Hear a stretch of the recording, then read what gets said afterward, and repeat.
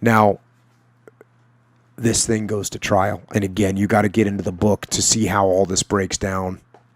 But a couple highlights. Here's Lieutenant Calley during the trial and how he testified on what he did. And it's a good insight into his mindset. Here we go, Lieutenant Calley. I was ordered to go in there and destroy the enemy.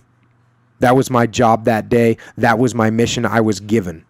I did not sit down and think in terms of men, women, and children. They were all classified the same, and that was the classification that we dealt with just as enemy soldiers.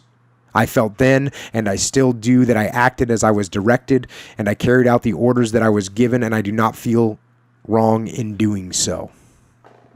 And we get very used to the media. I mean, we're in a media circus nowadays because there's so much media. There's social media, there's cable media, there's internet media. I mean, there's a circus of media now, and you get a lot. I would say you can get a lot more distracted. I mean, news stories here don't last that long, but this was a big news story, and it was really dividing the country in a way, even more so than the country was already being divided by the Vietnam War. But, and I'll go to the book here. To many Americans, Calley was a hero, and they believed that with the guilty verdict, he was found guilty, a great injustice had been perpetrated upon the Army. And in Vietnam, they gave an example here in Vietnam that soldiers at Khe Sanh had hastily raised a defiant sign that said, "A Troop, 1st Cav, salutes William Calley." So you got people that are saying, hey, Calley did the right thing out there. On top of that, this was a good example of what the attitude of some Americans was. At a World War II veteran went into an Army recruiting office in Mobile, Alabama to make an extraordinary request. He had flown bombing missions over Germany which had killed innocent civilians and wanted to be arrested for war crimes. Despite, and another good example that somebody sent a goat, a billy goat, a living billy goat, and sent it to the White House, and it had a jacket on, and the jacket said scapegoat on it.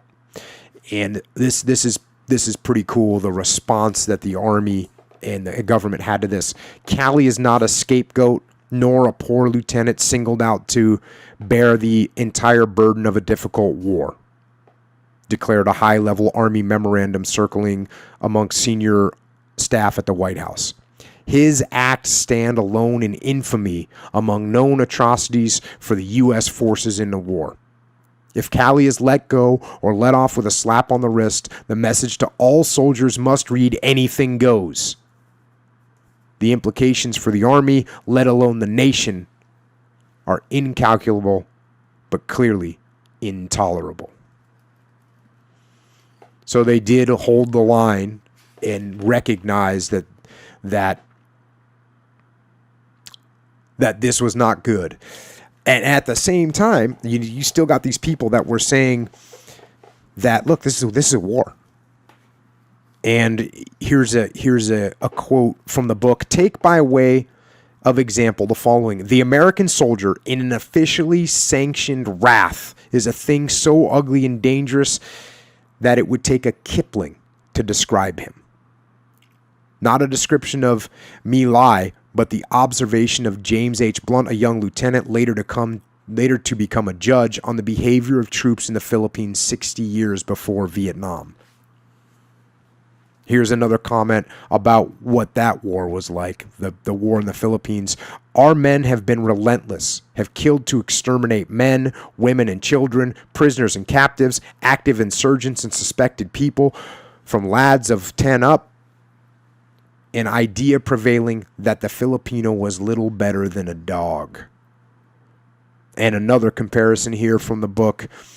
In the Dakotas, General William Tecumseh Sherman had written to General Ulysses S. Grant, "We must act with vindictive earnestness against the Sioux, even to the extermination, men, women, and children.